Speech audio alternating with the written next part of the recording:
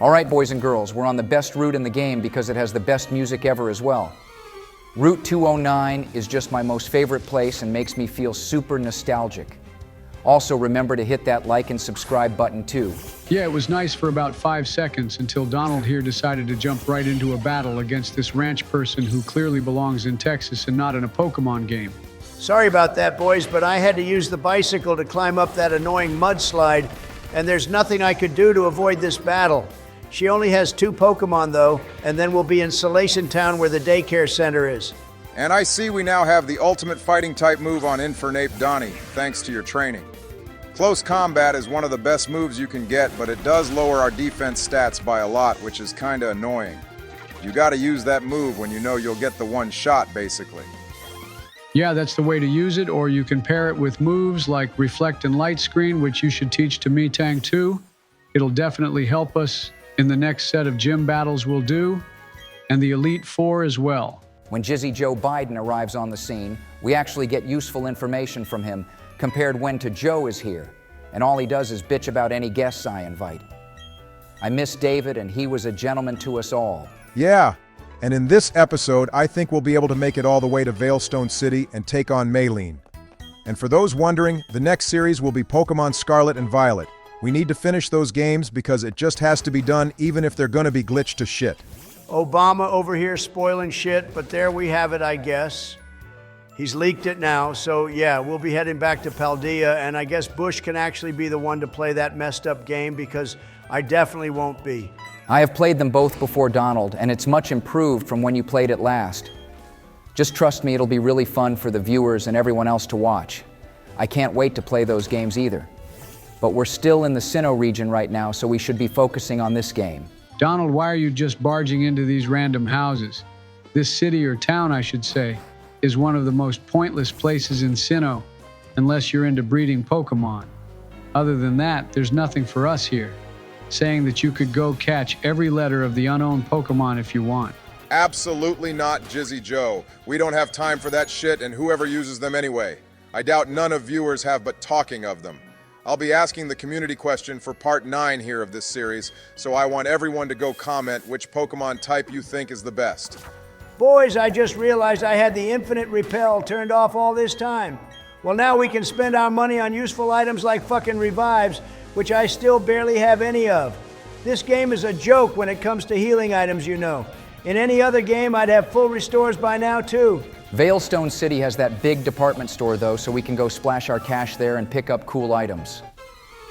Everything in there has been switched about, too, so you can actually buy pretty much everything in the game except super rare items, which we'll still have to find lying on the ground in the world. Yeah, but who cares about those right now? And currently, we're here battling a ruined maniac who actually has decent Pokemon, even if they're about to get clobbered when they meet Infernape's fists. Marowak is a solid Pokemon for sure, but I prefer the Alolan one more. Its ghost and fire typing is really unique and reminds me a lot of Chandelure. And on top of that, the Alolan version looks way better too. Yeah, agreed. The Alolan one looks better. Actually, I think all the Alolan versions of the original Pokemon look better regardless of who it is. Like Vulpix, for example, going from fire to ice and turning white just looks so much more cool, don't you think? All right, I don't think you can say those kind of things anymore, Bush. But hey, it's not stopped Kanye from going on a Twitter rampage. Although I don't think I should talk more about that either. He could end my rap career even though he hates rappers now. Yeah, let's change the topic, my guys. Donald made it through that route with the most annoying battles we've had to deal with so far, and now we're in one of the biggest cities in the Sinnoh region, Veilstone City. Yeah, lots to do here. We can blow all our money in the department store like Bush said, or blow it all in the game corner, which is more my kind of thing. We could also pay a visit to Deoxys since it's living in the meteorites that have fallen here. And this random Girafarig, which is standing all by itself, possibly guarding the rocks. And Deoxys is indeed here, but we can't encounter it for a very long time to come, so for now we'll head to the gym, Donnie. Maylene is one tough cookie, so get ready for this battle. I know you've done quite a bit more training, but that doesn't mean she'll be a pushover, and her ace is of course Lucario, which everyone knows and loves. Hey, check it out, Crasher. Wake has showed up. Must have been busy training with Maylene. I bet she was having an identity crisis again, like she did in the anime. I honestly think she needs to get a grip. Yeah, she's a little B-word, to be honest. Her Lucario's more of a trainer than she is. And I'm about to make her question her life duties now as well once I beat her. Lucario should just replace her in all honesty. Well, we're about to find out how strong she is now. You guys can't deny that she was actually really strong in Renegade Platinum, so I hope she won't be a total pushover in this one. We deserve to have someone give Donald a real challenge. Bro, you be gaslighting yourself right now. I got totally schooled by Rourke and almost by Gardenia. Only since Fantina have I been on a gym battle roll, and it's not even a roll, to be honest, because that was only in the last episode. Okay, she's bloody strong. How did that brick break hit Shelgun so hard and the critical hit didn't help us much either? I mean, come on, it's a pathetic little far-fetched. It's not like it's the one Ash had in the Ultimate Journeys anime, which was actually a strong Pokemon. This little celery-holding bird brain won't get in our way, boys. You say all that, but it got another critical hit in a row. That's 2 now, and there it goes again, getting another. 3 gosh darn critical hits in a row. Maylene has to be cheating because there's just no way. Wow. So it took out Shelgon with critical hits, and 3 of them to boot. Well, this is just wonderful, isn't it, guys? We shit-talked Maylene, and then she goes and pulls a busted stunt like that. This battle could be the end of me now. Oh my God. And there's another crit too. How the hell is she getting them one after the other? Unless she has that item which boosts the chances of having one, but still even with that, this should be impossible. I want whatever she smoked before challenging us to a battle. And she took out Pupitat with another crit. She got 5 of them in a row, which is insane. Donald, you might actually end up losing this to foul play because there's just no way that this all should be possible. The chances of this happening must be like 0.01% or something. Infernape will be able to sort this stupid bird out, just watch. But yeah, I have never seen anything like this in my life. The odds of getting continuous crits like that in this ROM hack is the same as in the base game, so yeah, this is just madness. Okay, it's gone now, but what if all her Pokemon are as broken as that bird was Donald? There's no way we can win this gym battle if every Pokemon in Maylene's team just spams the critical hit action replay code on us. We just have to hope that Donald can one-shot the rest of her team and not get outsped. Otherwise, yeah, I can't see this going well for him. Maylene went from the worst to the best in about 1 minute. He's taken out 3 of her Pokemon now, though, so it's going well. We're about even so far. But I'm amazed Flamethrower is actually this strong because Infernape has way higher physical attack stats than special attack. Unless Maylene's Pokemon just have the worst special defense, which is probably the case. Flamethrower's cleaning up in here big time. I don't have to worry about my team dying to any more critical hits either, which is the best thing about this. And her last 2 Pokemon here are weak to fire as well, which is a bigger bonus. All right, so apart from the beginning, Maylene got slammed, which is a big W for us. I think this momentum needs to be kept up now for the rest of the gym battles we're going to partake in, boys. And Donald, what's your view on Lucario, and do you think you'd ever use one for the team? It's a very famous Pokemon. Yeah, I think it's a little too famous. I mean, don't get me wrong, it's a great Pokemon and a solid team member, but everyone always uses one. And then they gave it an awesome mega evolution, which made it even stronger. And of course, that led to more people wanting to add it to their teams. Personally, I find it overrated, but that's just me. That's a fair take on Lucario, I think. I'd agree with that. And hey, we now have 4 gym badges, guys, so we're halfway through our Sinnoh Region escapades. Things will really be ramping up now, though, with regards to Team Galactic. And speak of the devil, here they are. They stole Dawn's silly little Pokedex for some reason. Maybe she shouldn't have been flaunting it about in the first place, though. I mean, how does she even lose it? The good thing is her Kadabra is on our side for once, though. That thing can hit so hard and it's not even fully evolved yet.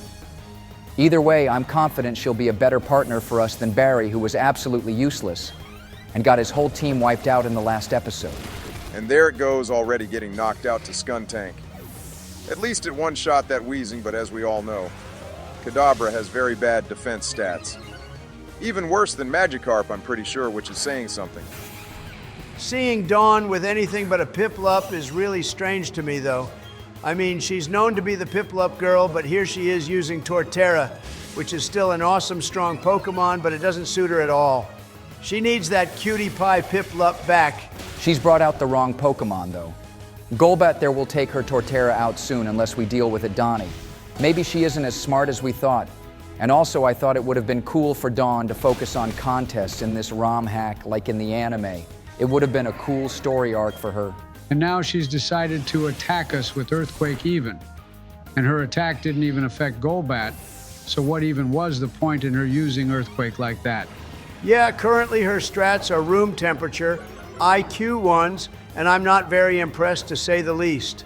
Skuntank is also a big threat to her with Flamethrower too, so I think Dawn is better off at Pokemon contests than battles if she even attacks me. She's certainly doing better than Barry, either way you look at it. I think she's the superior trainer out of them both, but she just got unlucky in this situation. I bet she'll do better next time she battles with us. Oh God, and the bug types are back. Normally I wouldn't care because they're so weak. But after Aaron's battle a few episodes ago, I really don't like coming up against them in battles, and I'll have to deal with them myself in Paldea. You'll be fine in that game, Bush. This one is made to be difficult like this. There's no way you'll ever encounter a battle like Aaron's in Pokemon Scarlet and Violet.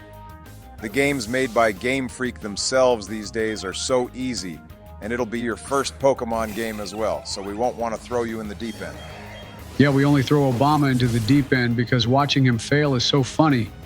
One day, though, I will have my own playthrough, and only I, Jizzy Joe Biden, shall play and not the other moron.